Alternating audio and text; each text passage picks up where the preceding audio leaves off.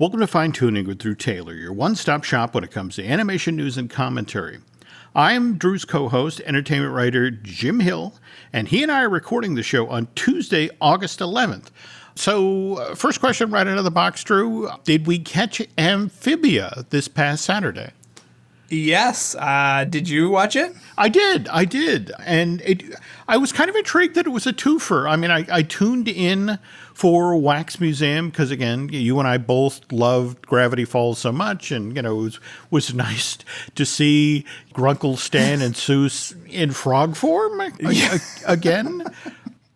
I'll take them any way I can get them, Jim. Yeah, absolutely. But the surprise was actually the episode that came before it, Swamp and Sensibility.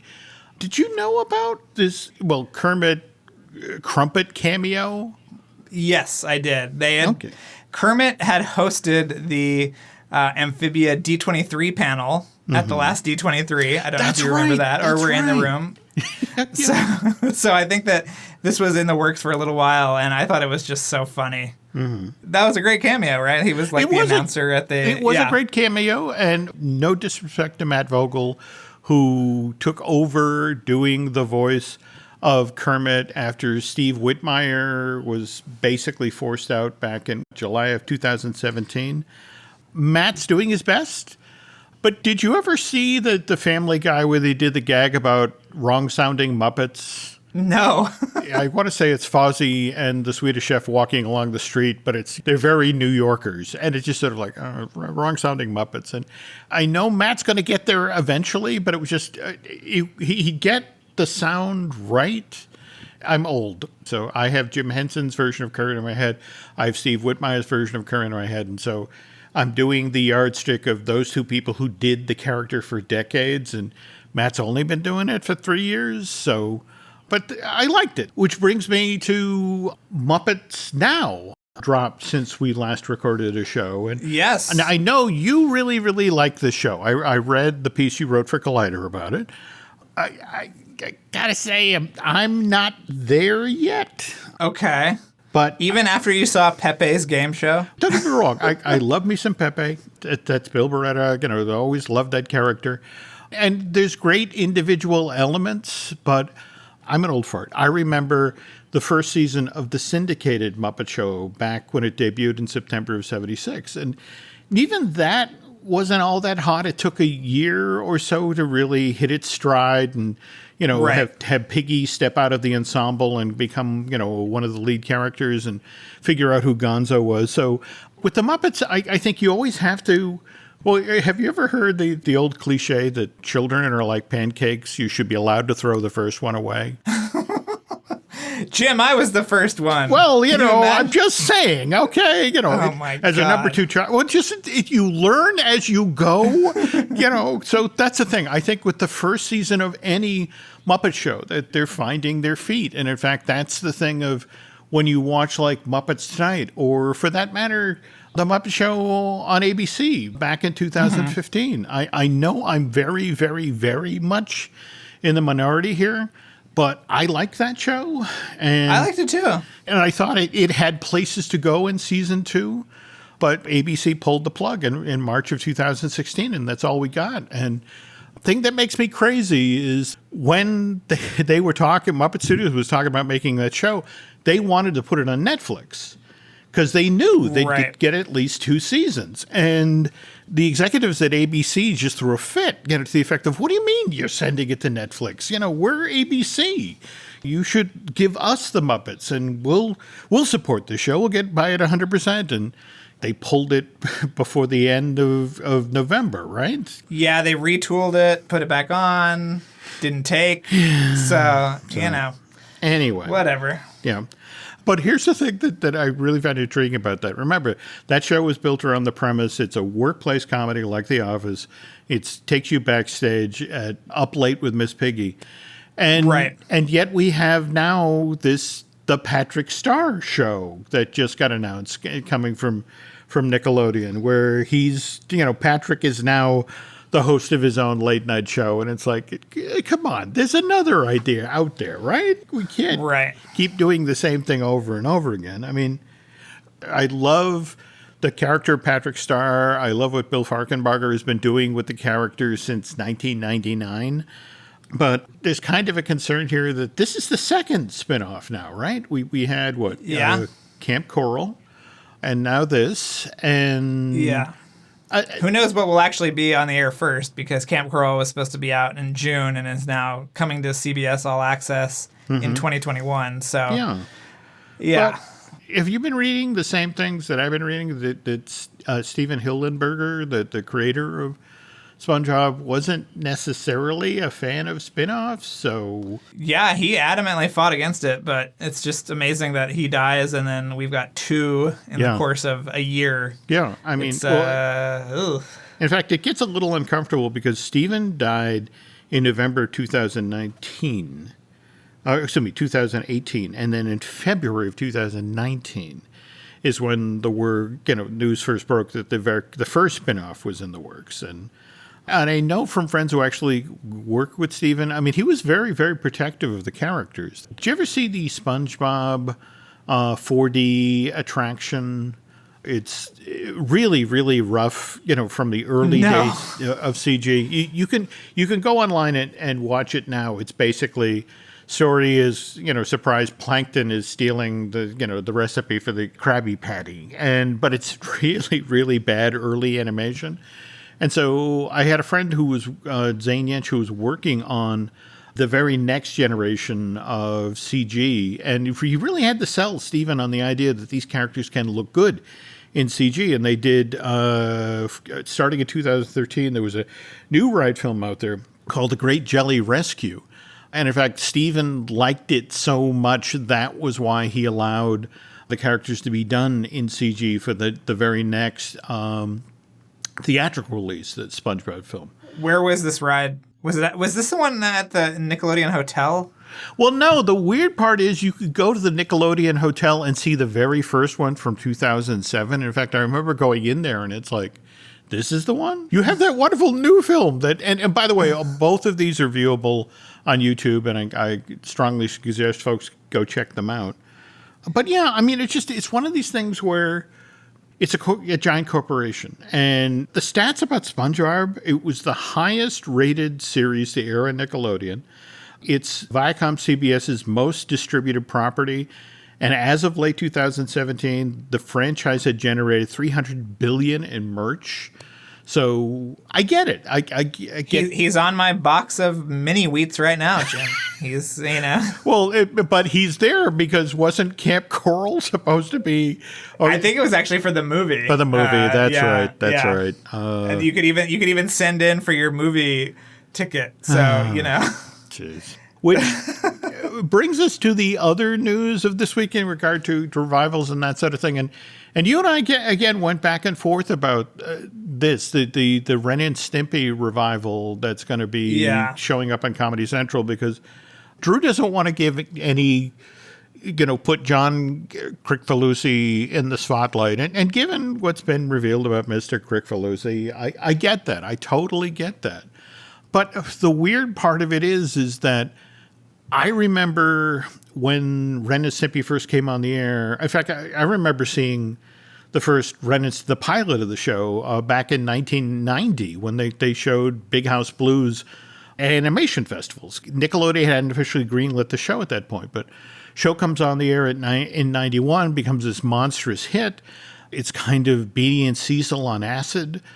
The Little Mermaid had only happened 2 years before, and it's the same year that Beauty and the Beast is happening. And suddenly animation is something that adults can talk about, because here's this hit series on Nickelodeon, and here's Beauty and the Beast being nominated for Best Picture. But then Ren and Stimpy goes off the rails. I mean, John Kay can't deliver the shows on time. So Nickelodeon winds up firing him. They bring Bob Camp in, set up a whole new production company, Game Studios.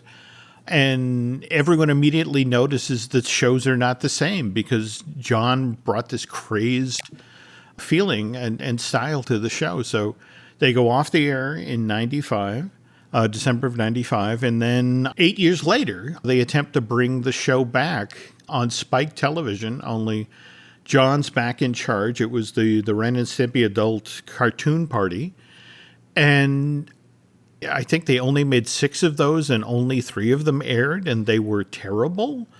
I never saw it. As somebody who loved the first show, it's long, it's better than bad, it's good. I was so excited that John Kricfalusi was coming back to animation and he was going to take over Ren and Stimpy again, and it was so wrong. They buried the needle so far in trying to do an adult show that a lot of the charm of the characters just bled out of it, and it kind of blew up. So now to have them just last week announce that now we've got another version of the show being another reboot being done for Comedy Central.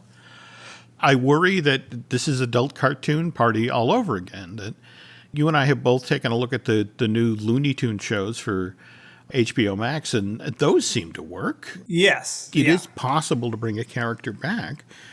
Have you ever read a press release that makes such a strong point of the guy who created the show has absolutely nothing to do with it? We're not giving him any money. We're locking him out of the building. I mean, I've never read a press release like this before, and I know, it's crazy. Yeah, but folks, if you're not familiar at all, really, with Ren and Stimpy, the other reason we bring this up is starting on the 14th of this month, Happy Happy Joy Joy, the Ren and Stimpy story, a documentary about John Kay and the production of the show, debuts video on demand. And again, I got to warn you, it's going to feature some fairly adult content because this John kind of went off the rails. I don't think necessarily adult content is wrong. I mean, Drew, you were the one who suggested this topic, that what Rebecca Sugar had to say about how Cartoon Network was in regard to Steven Universe. There's a great interview with her and the woman that created She-Ra, which is also very wonderful. Mm-hmm. And they talk about just, having to...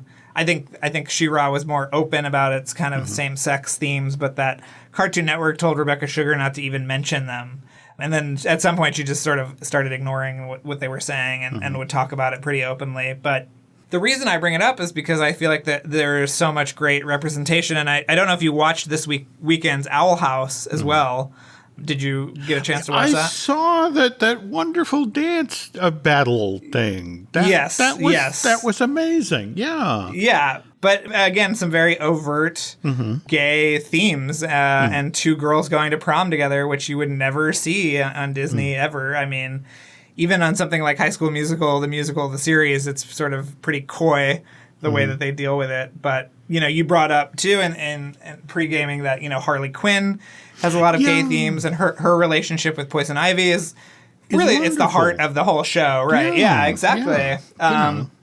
But we still haven't heard word on season 3 yet, which I'm a little nervous about, especially after all these DC layoffs this week. But I mean, I'm not going to say I'm surprised, given what's been going on in the DC world for a while, that it doesn't feel like there's anybody at the wheel, or that those IPs have the focus that perhaps they should. But but yeah, I could, if we don't get a 3rd season of Harley Quinn, just.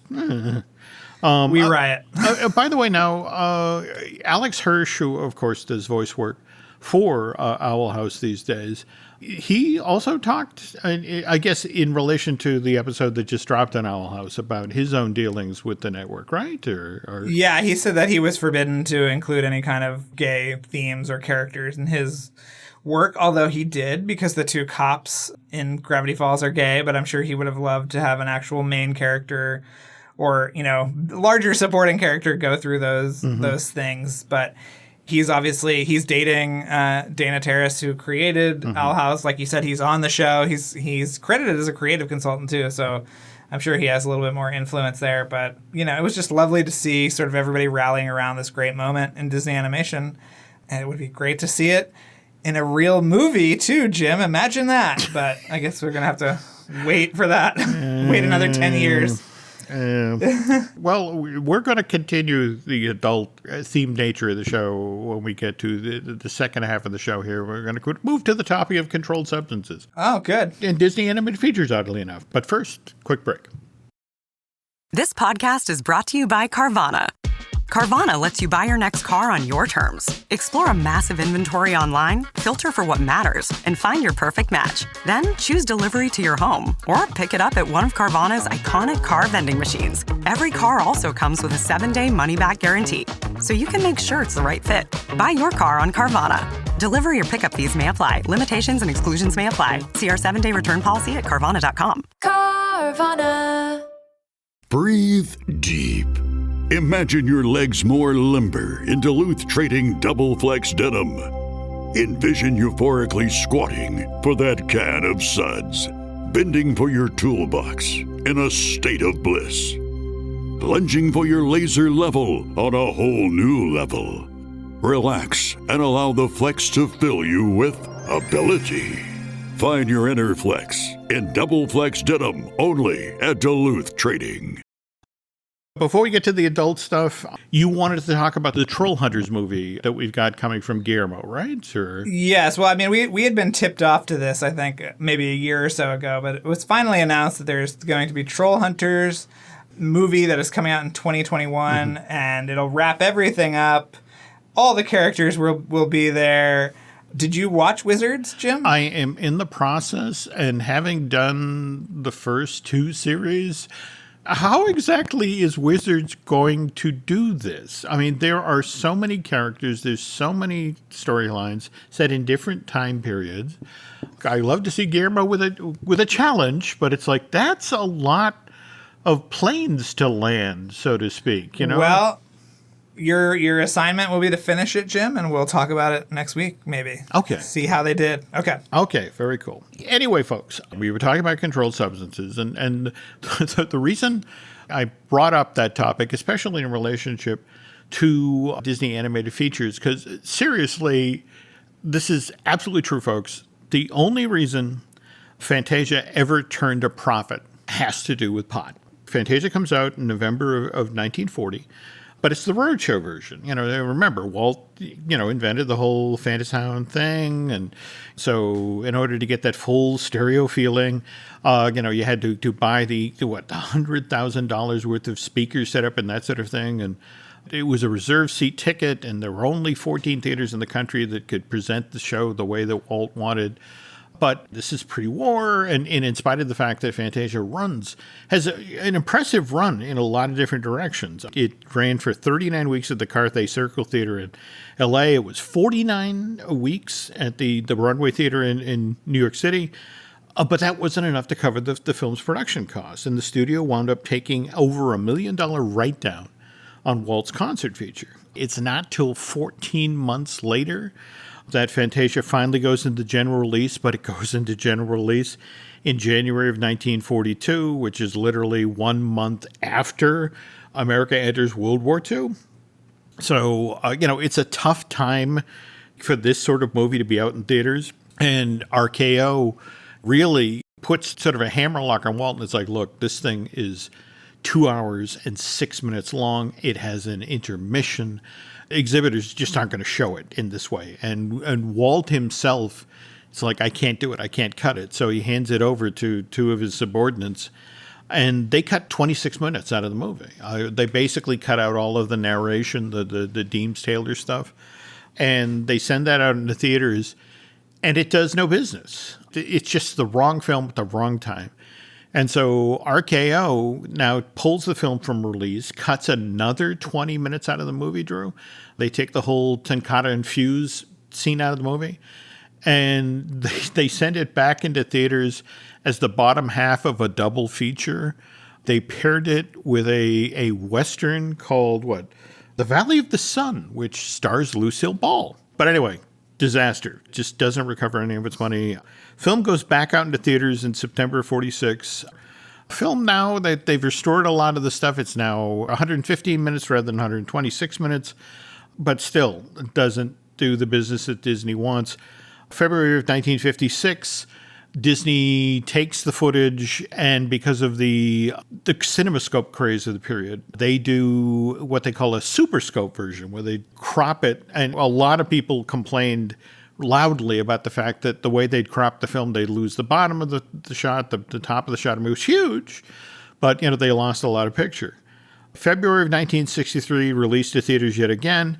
This time it's in full stereo, it's in Superscope, and it's only on this release, Drew, that Fantasia finally breaks even.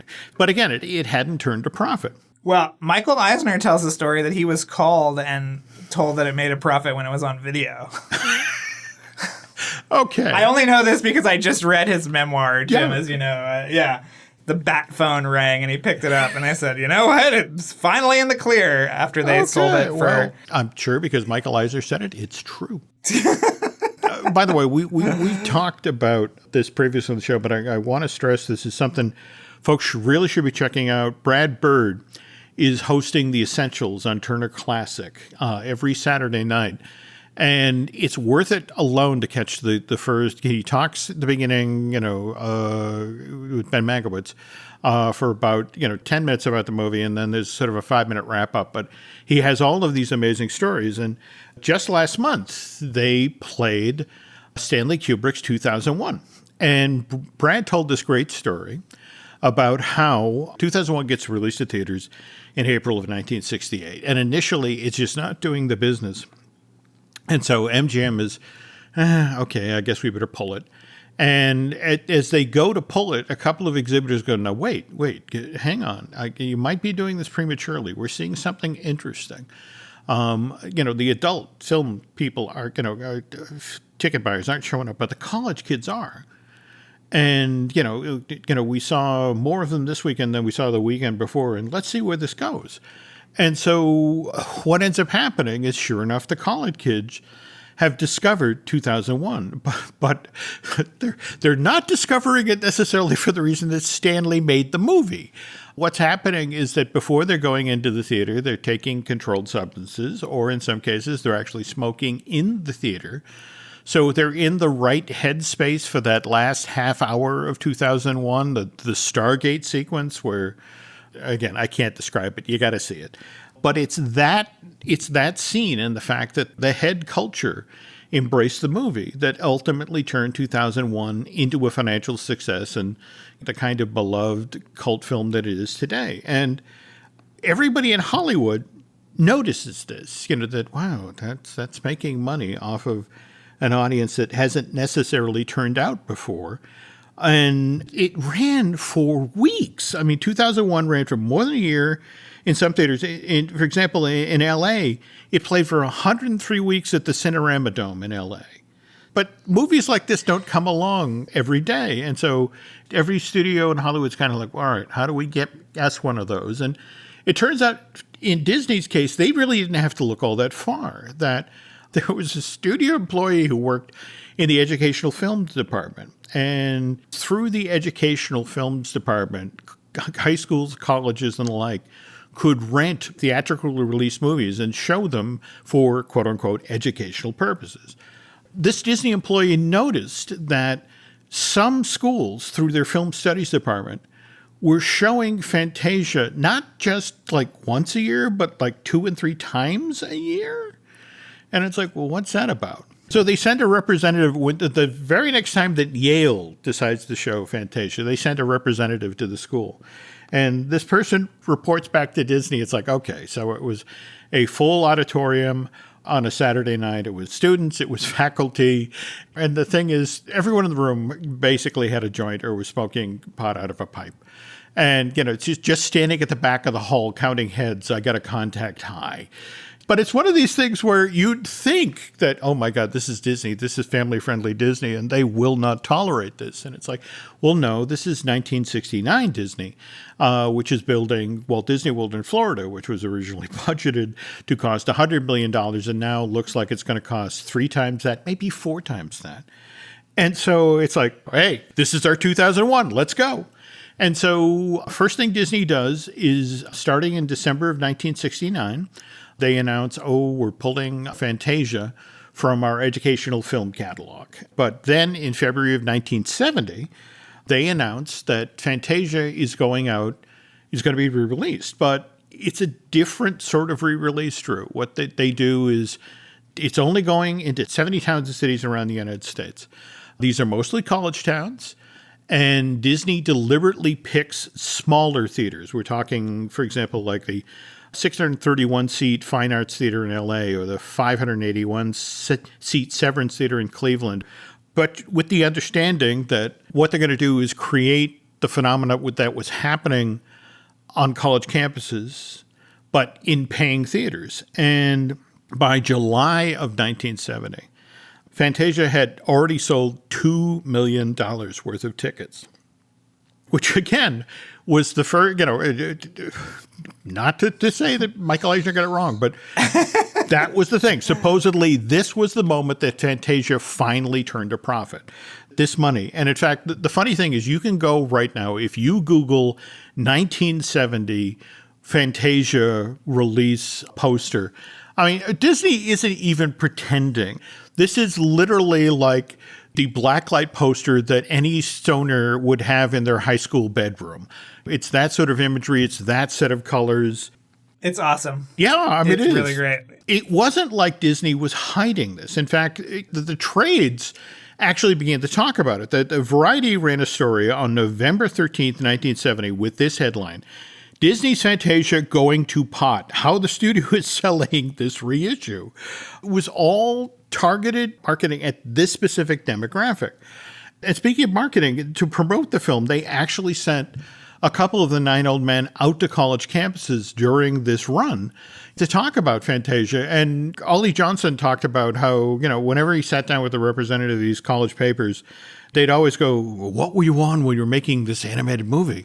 And Ward Kimball, who always delighted in being a smartass, had the best response to this question. When he was asked if they used drugs while working on Fantasia, Ward would always say, "Absolutely. My two favorites were X-Lax and Alka-Seltzer."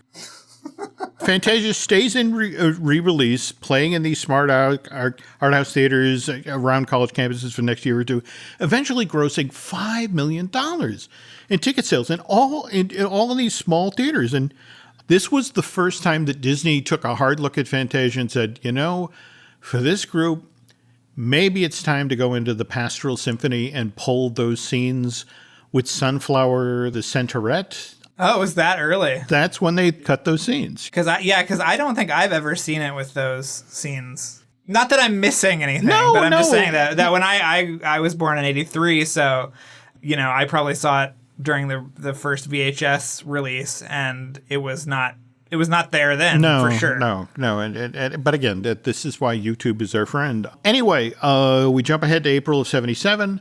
Disney finally puts Fantasia back into theaters, but not the cute little art houses, but the wide release theaters. And it's only out in theaters for a few weeks before Fantasia is basically pushed off of screens all over the country, because what arrives in theaters but the original Star Wars, A New Hope. But the time they brought it back into theaters, and it doesn't have to play just to pot smokers. It's like, no, I'm sorry, too late.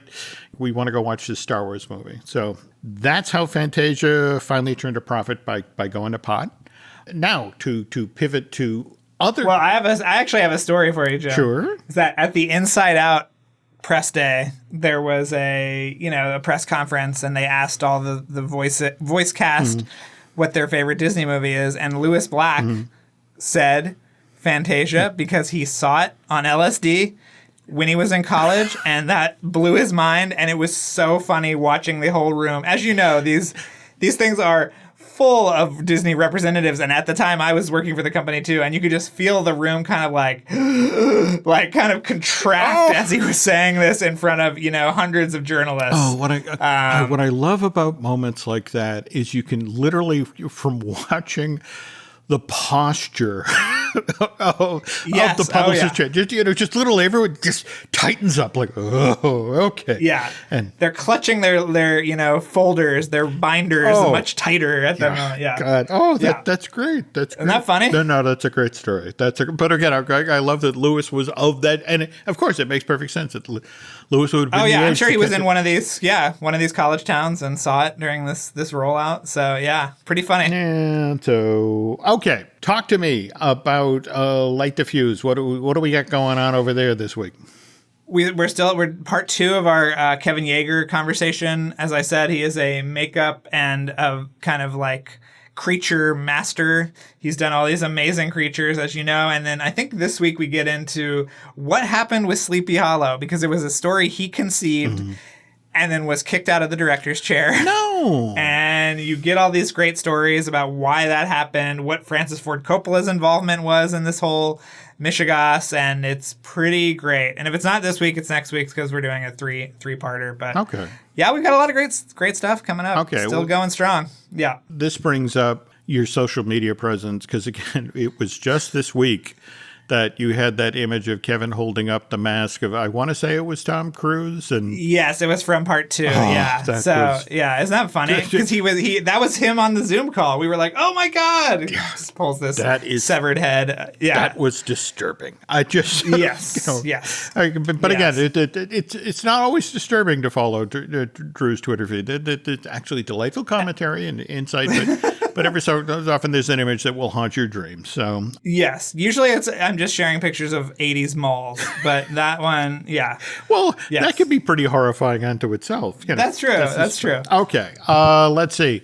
On our side of the fence, we got Disney Dish with Len Testa, who, by the way, what did you think of the ambient sound thing that he just did? I haven't listened to it yet. Is this on the Bandcamp or on the regular I want to say it's Bandcamp. Okay, I haven't listened yet, but I did listen to his Carousel of Progress forensic investigation, which I really...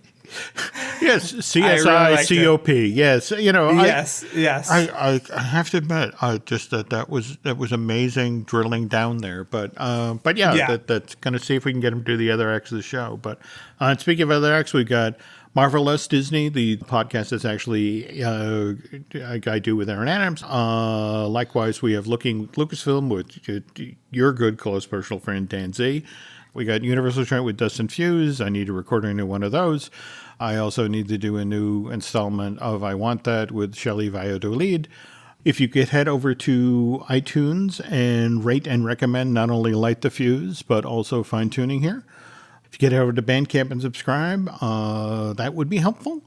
Now, when people are looking for you over on Twitter, Drew, it's Drew Taylor, but it's a different... tailored like the tailored suit. Mm-hmm. And you can find me on Collider every day because now, after Jim shamed me for having a light week, I've just got to be cranking out the content, which I think I've been doing. And we'll talk about, I'm sure you didn't get a chance to watch my Kirk and Gary interview. Not yet. It just arrived this afternoon, but I'm looking forward to that. And I'm really looking forward to this Black Cauldron story you've got in the works. Yes. It sounds amazing. Yeah, so hopefully we'll get through that stuff too next week. So that'll be fun. But if you want Disney stuff, it's kind of my beat. So good stuff. Check it out there. Yeah. Okay. And Nancy wants me to remind you that for Jim Hill Media, social media, for Twitter and Instagram, we are just plain old Jim Hill Media. And over at Facebook, it's Jim Hill Media News. So we'll be back with a new show next week. So take care and good night.